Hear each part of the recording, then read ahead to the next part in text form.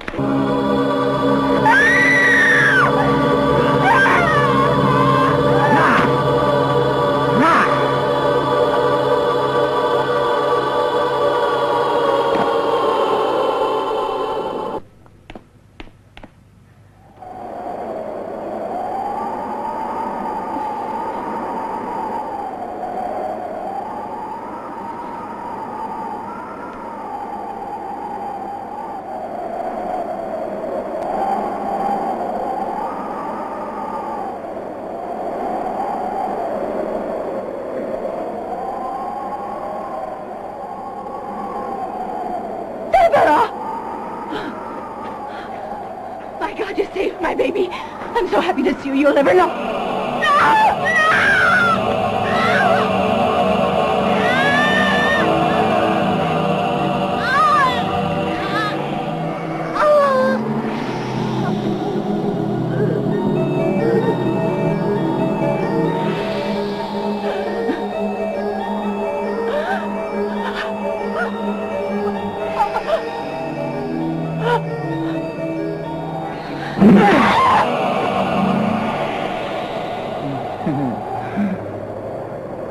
Finds our old friend Umberto Lenzi making a TV movie that fits right into his style from Ghost House, and I, for one, could not be happier. The first of four films in the Doom Houses series of films. It also includes another film by Lenzi, House of Lost Souls. We'll get to it. Fulci's The Sweet House of Horrors and The House of Clocks.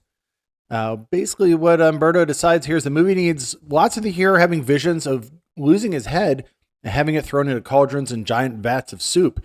And you know what they say, there ain't no fake severed head like an Italian severed head. Also, our hero Luke has a tarot-obsessed wife named Martha, and if you know your Italian exploitation conventions, you know I do. Anyone named Martha or Marta is evil. Also, Italian directors hate cats, and Lenzi says, I guess I'll continue that bold, lovable tradition, and has a scene where someone throws a TV at a black cat, which explodes on impact. You better believe that the words La Casa were really big on posters for this, and by this I mean it played on TV. You know what I mean, when it came out, whatever. Anyway, Lenzi makes a film that may not be a narrative wonder, but if you made a supercut of all of its weirdest scenes, you'll find a priest being beaten to death with a crowbar by a witch, a boyfriend chopped into pieces and dumped down a well, and a basement where it snows, and the daughter becomes a ghost, and always, in Italian movies, maggots. You have to have maggots in the sauce, screams Lenzi, mad with cooking energy in his kitchen. This movie is also called Ghost House 4, and for that, I love it 16 times as much.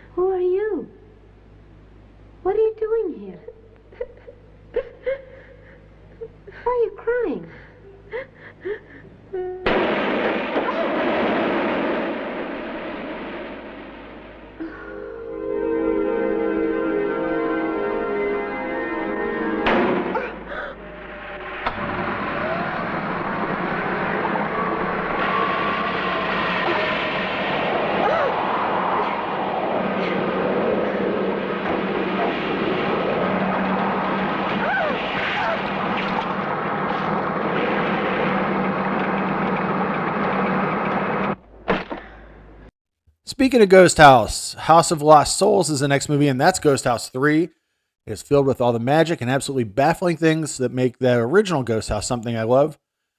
Kind of like how other people love fine paintings or great food. This is directed and written by Lenzi. It has the most basic of outlines. A group of people stay at a cursed hotel. Hijinks ensue. There's a ghost monk that wouldn't exist if Romero didn't have a Hare Krishna in one of his movies, as well as a bear trap bloodbath that's pretty darn upsetting, and all the head lopping, knife stabbing, and a child killed by a washing machine that you're looking for. Plus, Claudio Simonetti makes music that absolutely works for this. Seriously, the ghost movies of Lenzi's are the hot chocolate at the end of a cold day, a balm for my constantly besieged and worried soul.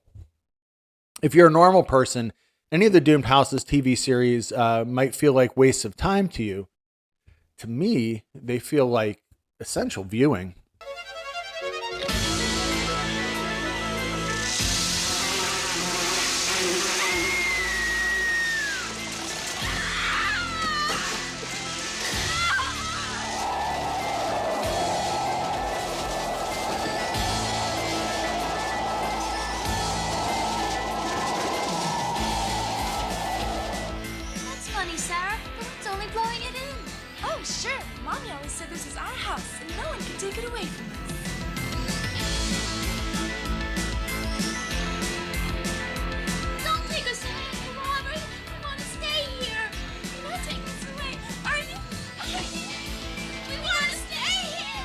So we got through the Lenzi ones. Let's talk about the sweet House of Horrors, which is by our friend Lucio Fulci. If you read the description for this movie, a young couple who are murdered by a burglar return as ghosts to watch over their 2 young orphan children and save their home, you might think, that sounds like a nice movie for the whole family. But who directed that family-friendly movie, you might ask? Lucio Fulci, which means that the murder of the parents is so gory that it even upset me. But then the rest of the film is super family-friendly and has numerous scenes of kids laughing and having a great time at their ghost antics. The dad's head gets crushed. The mom's eyeball pops out. And oh, Lucio, I love you so much. You can't help but be Lucio Fulci. Only you would make a horror film for the kids and have a man get run over a truck and his intestines show up outside of his body.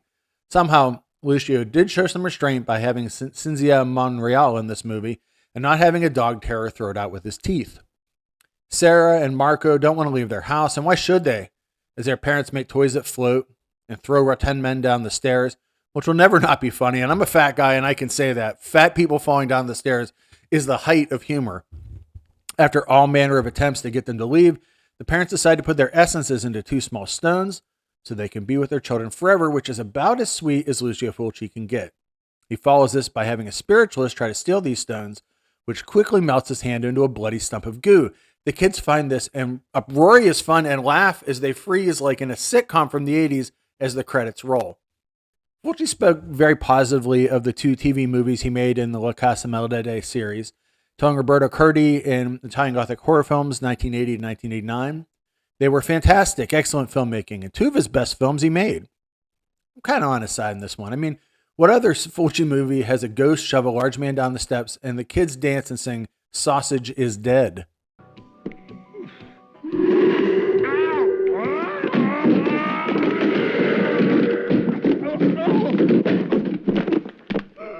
Oh, got my leg. I think it's broken. Don't let him move around. Please do something. It could make things worse. We've got to get a doctor.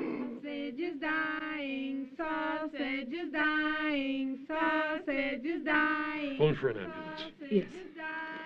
Oh yeah, and if you know Fulci like I know Fulci, this has a quote at the beginning. When I try to imagine the impossible, I would like to return to childhood. Only children can reach the impossible. That's a Nathaniel Hawthorne quote. Who knows if it's real? Fulci is not known for his real quotes.